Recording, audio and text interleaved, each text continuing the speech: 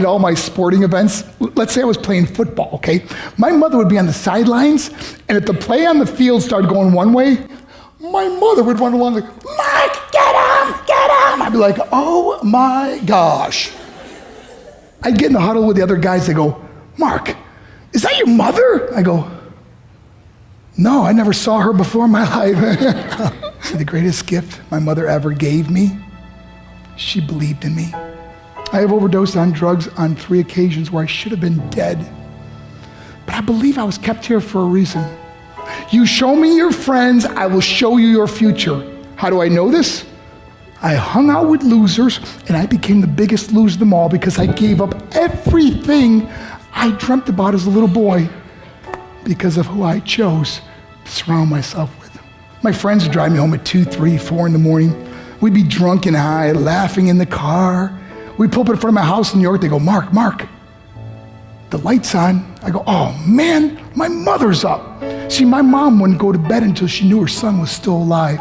I'd walk in, she'd say, hi Mark, how was your night? I go, it was good, Mom, I'm just gonna go to bed. She goes, can I talk to you for a minute? I go, Mom, I'm tired, I'm just gonna go to bed. She goes, Mark, I haven't seen you all day and all night. Can I please talk to you? I said, man, just leave me alone. You bug me. I'd slam my bedroom door on the one person who believed in me. I was on a worldwide tour and we were wrestling overseas in Japan. After my wrestling match, I went upstairs in my hotel room and I fell asleep. There was a knock at my door at 3 o'clock in the morning.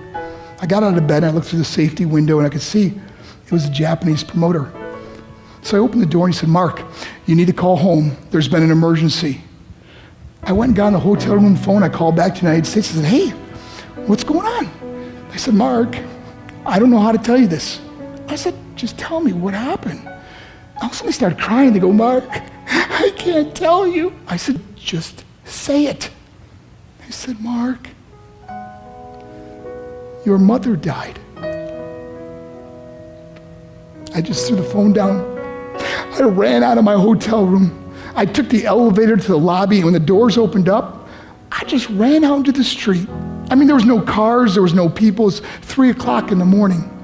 And I walked down the middle of a street in Hiroshima, Japan, and I remember looking up and just saying, Mom, I am so sorry. I flew home for her funeral, and I was so nervous to walk up to her casket, so I just stood way in the back. And I kept looking from a distance. I kept thinking to myself, Mom, please wake up. Please get up. And then I finally got the nerve to walk up to her. And as I got closer, I could see my mom for the first time. I mean, she was so beautiful. She was dressed in white. I mean, she looked like an angel. And I just stood over and I said, Mom, you are my hero. Everything I am, everything I hope to be was because of you. You loved me so much. You gave me a life. You're the only one that ever believed in me. How did I repay her? By getting drunk, by getting high, by getting stupid, by hanging out with losers. For what? All she ever wanted to do was talk to me. I wish I could talk to you now, Mom. I wish you could see what I'm doing. Why couldn't I have been a better son? We are defined by our choices. But if you surround yourself with people involved in drugs and alcohol and pills, it's a dead end. I'm not here to preach to you. I'm here to tell you I lived that life.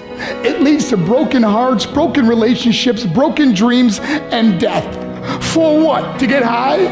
If you have a mother or a father, when you go home, tell them how much you love them. See, my whole life was about being rich and famous. I had to be a millionaire. I had to win the race. I had to win the race at the expense of my marriage, my family, my friends. For what? To be all alone in the world? I learned what is truly important, and that is how precious this gift of life is, and our families, and how quickly it can be taken away. See, I no longer live in time. I live in moments. See, it's not what's in your pocket that matters. It's what's in your heart that truly matters. Love Love is just a word until somebody comes along and gives it meaning. You're the meaning.